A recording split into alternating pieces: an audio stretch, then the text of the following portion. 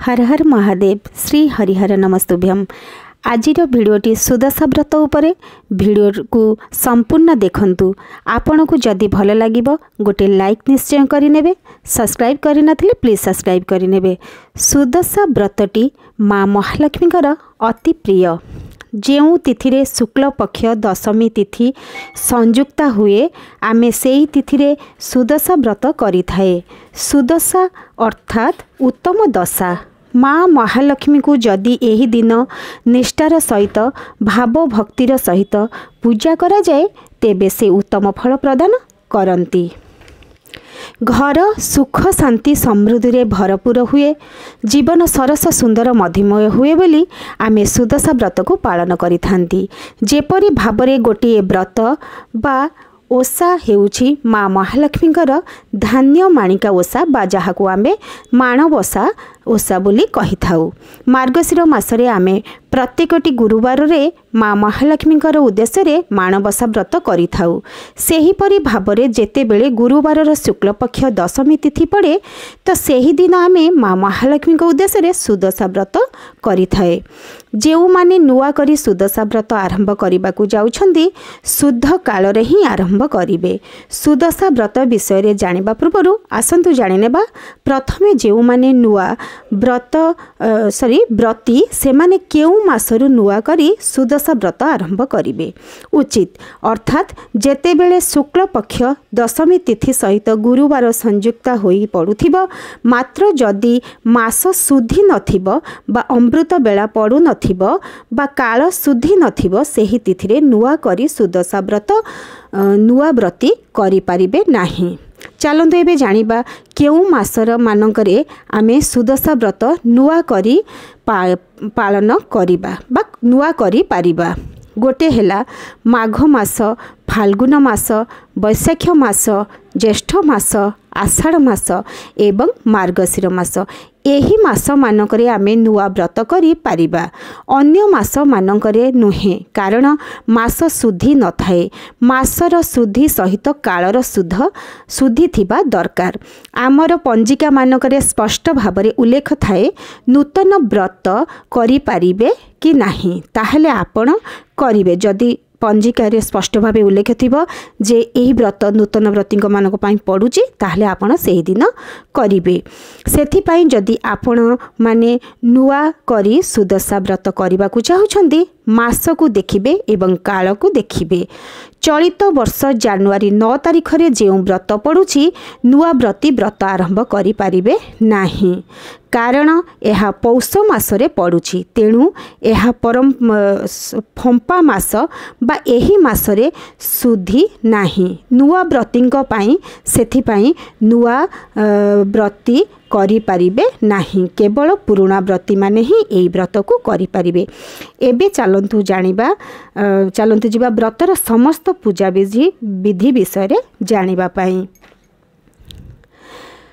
व्रत दिन प्रभातरु उठी स्नान करी प्रथमे स्नान करि नेबे।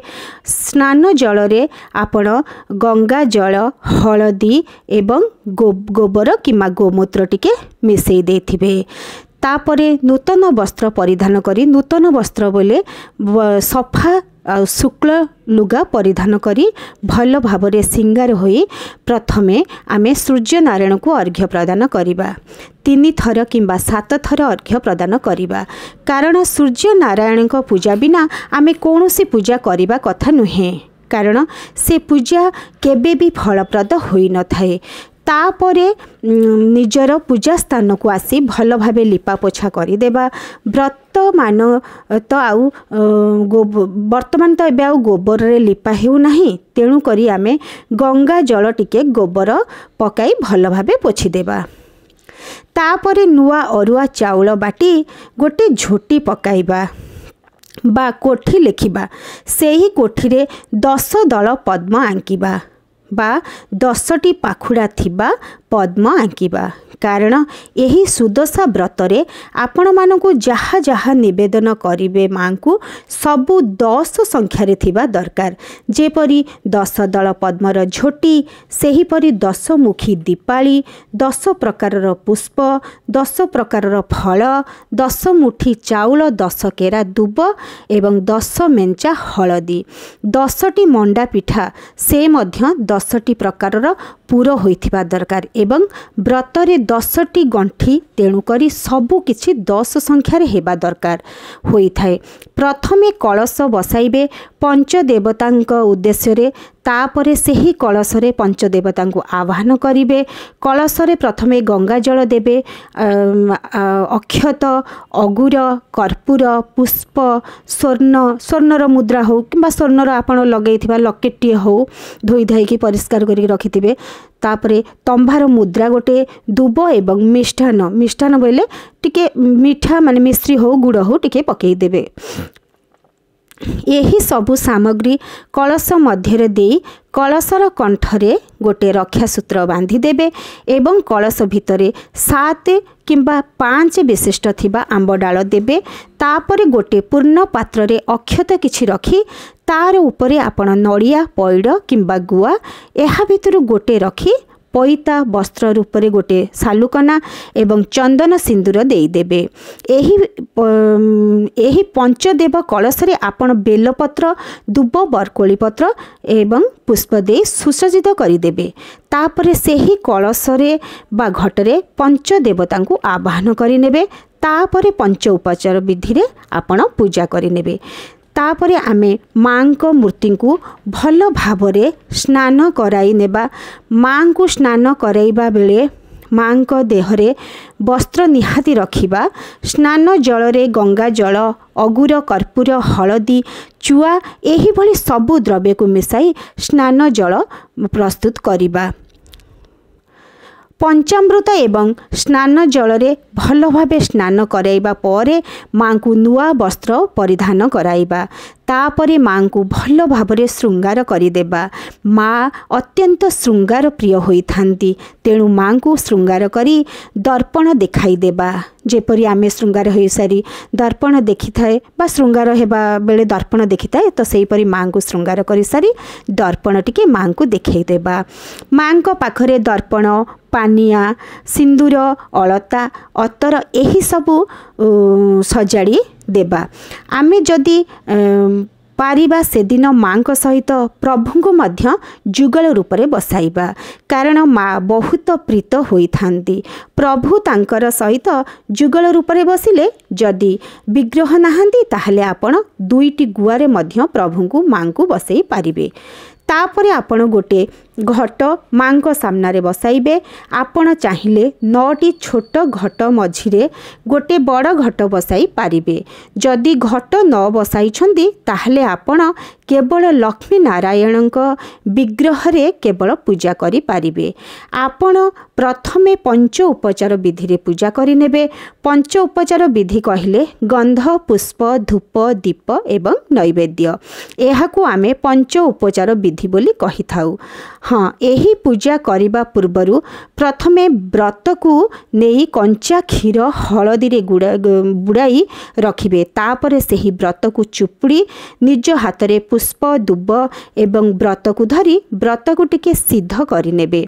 मां को गायत्री मंत्र बोली मां को गायत्री व्रत हैला मंत्र हैला ओम महालक्ष्मी च विद्महे विष्णुपत्नी च धीमहे तन्नो लक्ष्मी प्रचोदयात्। यही मंत्र पाठ करी नचेत ओम लक्ष्मी नारायणाय नमः यही कथा कही मुंडरे मारी मां को पाखरे किंबा माँ एवं प्रभु को पाखरे रखिनेबे।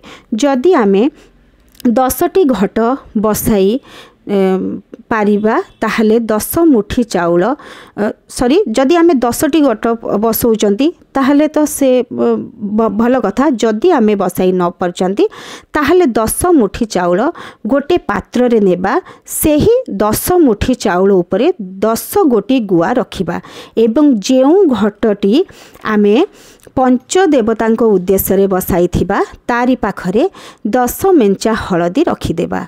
एहा सबु सजाड़ी सारिला परे आमे पंचोपचार विधि रे पूजा करिबा। गंध पुष्प तो देई थिबा, धूप दीप देई नैवेद्य देबा। नैवेद्य रे पणा देबा। पणा रे आमे छेना रखी छेना क्षीर नड़िया गुड़ फल किछि घी गोलमरीच अदा एवं कर्पूर टिके एही सबु टिके सुखिला करी पणा प्रस्तुत करिबा। सेही पणा को आमे गोटे जगार गोटे पितल पात्र नबा किंबा पितल पात्र उपरे कदली पत्र गोटे रखी देथिबा। 10 जगह रखिबा माने 10 माने अल्प अल्प करी 10 जगह रखिबा एवं मां को अर्पण करिबा। एई कथा सखाळर पूजा ब्रह्ममुत्र जो पूजा करिवे मां को तो सेतबेले ही मां को पणा भोग दिया जाए। तापरे आलती करी सखाळर पूजा सारी देबा। तापरे मध्याह्न समय रे आमे 10टी मंडा मां को उद्देश्य रे एवं पंच देवता उद्देश्य रे 5टी मंडा पिठा प्रस्तुत करिबा। जेपरी धला मंडा ही मां को से दिन भोग दिया जाय थाए, माने धला रंगर सब किछि मां को अर्पण करा जाय थाए। तो धला मंडार भोग आमे प्रस्तुत करिया। सी पुणी नुआ अरुआ चाउल रे हेउ किंबा किछि लोक भी सुजी रे मध्य करि थांती, तो आपण चाहिले सेतरे मध्य किछि भूल नाही सुजी रे करि परिबे। किंतु पूरा प्रस्तुत कला बेले ध्यान देबे जे 10 प्रकार पूरा रे 10 प्रकार द्रव्य पड़ी थबो पूरे रे थिबा दरकार। तो एतिकी प्रस्तुत करी मां को अर्पण करी धूप दीप देई पूजा करि परिबे एवं पूजा समाप्त परे आपण मां को पाखरे पिंधी नेबे। तो मध्याह्न प्रहरर पूजा सरीगला। मां को 3 प्रहरर पूजा करा जाए। तेणु संध्या पूर्वरु आउ थरे मां को जहाँ भी भोग लगाइबे आपण पणा प्रस्तुत करि परिबे, नले ड्राई फ्रूट्स भोग लगे परिबे, नले सुखिला भोग मध्य किछि लगे परिबे। तो तापरे धूप दीप रे आरती करी मां को क्षमा प्रार्थना मागी मां को उठाई नेबे। एही परी सुदशा व्रतर 3 प्रहरर पूजा होई थाए। तो पूजा आपण एई भली करिवे। तापरे मां को उठाई सारला परे आपण घर द्वार को सब झाड़ू देबे। तापरे पुणी संध्या पाई प्रस्तुत करबे। 2025 सुदशा व्रतटी मां कर आशीर्वाद आपण मानक उपरे रहू।